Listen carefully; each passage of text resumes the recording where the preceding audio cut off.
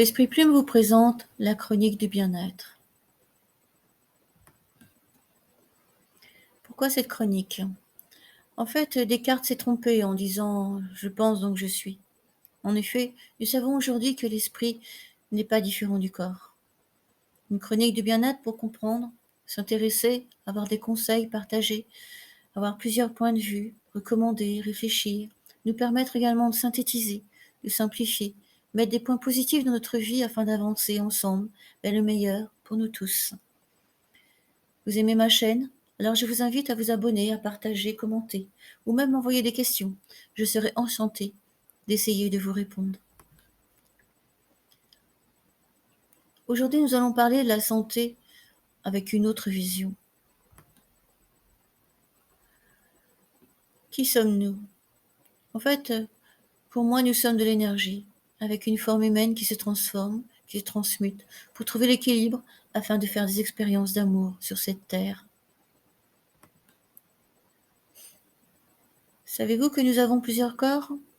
Nous avons le corps physique, qui est un corps palpable, qui se voit. Lorsqu'il est cassé, nous constatons qu'il ne fonctionne plus. Le corps énergétique ne se voit pas. C'est l'énergie qui circule dans notre corps physique. Cette énergie est différente pour nous tous. Elle est comme l'essence que nous mettons dans notre voiture pour la faire avancer. Le corps mental, ce corps représente nos pensées, notre compréhension, notre connaissance.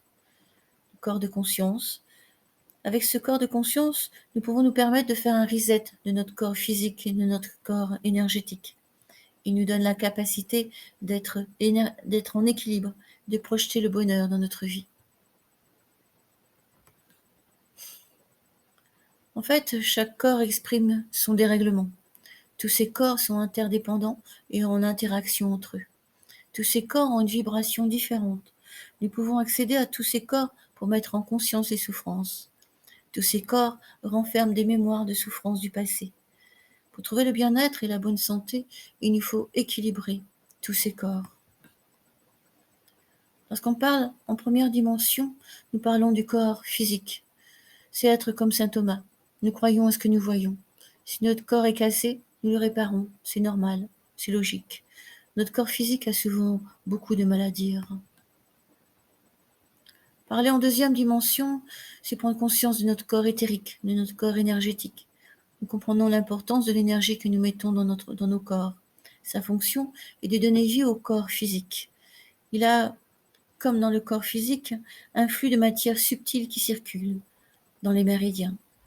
Par rapport à la médecine traditionnelle chinoise, où selon certaines lignes de pensée, les maladies se manifestent dans les corps éthériques avant de se manifester dans le corps physique. L'alimentation, l'air, les émotions, les drogues peuvent être une source de déséquilibre pour la santé énergétique. Comment canaliser son énergie? L'être humain a besoin d'énergie pour vivre en équilibre au quotidien. Il lui faut donc bien manger, bien se reposer, et être entouré d'énergie positive, et non d'énergie qui encourage du stress ou des tensions. Il lui faut également multiplier les activités qui procurent de la joie, de la créativité, ainsi que développer la respiration, la douceur, la bienveillance, la relaxation, le lâcher-prise, l'amour de soi. Lorsqu'on parle en troisième dimension, nous parlons avec le corps mental, avec les impulsions vitales, les émotions, les désirs, les pensées, les plans, les stratégies, et puis également l'inspiration. Le corps mental, en fait, est le reflet de notre personnalité. Ce corps est animé par nos pensées, nos idées, nos schémas répétitifs inconscients de protection qui appartiennent parfois à notre famille et qui se répètent inconsciemment de génération en génération. Nos croyances inconscientes ou conscientes, il réfléchit, il calcule, examine, afin de trouver des solutions pour notre survie sur cette terre. Ce corps mental, en fait, a été créé pour être à notre service, pour être au service de l'être humain, et non pour le diriger. Et pour cela, il lui faut lâcher prise et avoir une raison de vivre. Lorsque l'ego a lâché prise, nous sommes en présence de notre corps de l'âme. Il préside les causes de notre existence. Il enregistre tout de celle-ci, depuis notre première incarnation. Il donne accès à tout ce qui est le plus élevé en nous. La foi, l'inspiration. Il est le siège de notre conscience. Toutes ces pensées et toutes ces émotions sont des énergies qui se nourrissent entre elles et forment des égrégores d'énergie.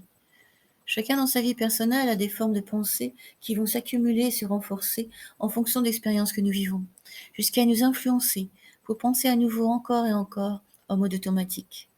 Exemple, si tu es dans un climat général de peur et que toi-même tes pensées sont dans la peur, tu resteras dans cette énergie de peur avec les conséquences sur ta santé en général. Pour atteindre ton imaginaire, ainsi qu'une autre perception de ta pensée, il te faut nettoyer ton inconscient, afin de retrouver ton libre arbitre et choisir tes pensées. Cela va demander de faire un effort afin de nettoyer l'inconscient de toutes les zones d'ombre inscrites, gravées depuis bien longtemps dans l'existence des êtres humains. C'est l'équilibre, c'est le secret de l'équilibre du bien-être, d'une bonne santé. Si nous voulons changer le monde du futur, nous devons reprendre notre libre arbitre afin de changer nos formes de pensée et les mettre dans notre cœur, afin qu'elles illuminent la terre, le soleil, voire l'univers et les êtres humains. La quatrième dimension, c'est l'ouverture de notre conscience. Ouvrir notre conscience revient à dire ouvrir notre cœur. Ouvrir notre cœur afin de reconnaître nos erreurs, notre difficulté de vivre sur la terre. Ouvrir notre cœur pour légitimer nos souffrances passées, présentes. Ouvrir notre cœur afin de nous donner la possibilité de nous respecter comme des miracles de la vie. Ouvrir notre cœur pour grandir, s'éveiller à d'autres possibilités. La cinquième dimension, le cœur, la vie, le tout est possible, l'amour, le changement, la méditation. Se transformer, c'est s'aimer et être invincible. L'esprit plume, derrière l'esprit plume, il y a Christine Lorigeon et énormément de bienveillance. La connaissance de soi. La gratitude pour tous les cœurs qui m'ont fait grandir, tous les enseignants que j'ai rencontrés dans ma vie, qui m'ont aidé tout au long de mon chemin. J'aime la vie, je crois dans l'amour des êtres humains, tout est possible.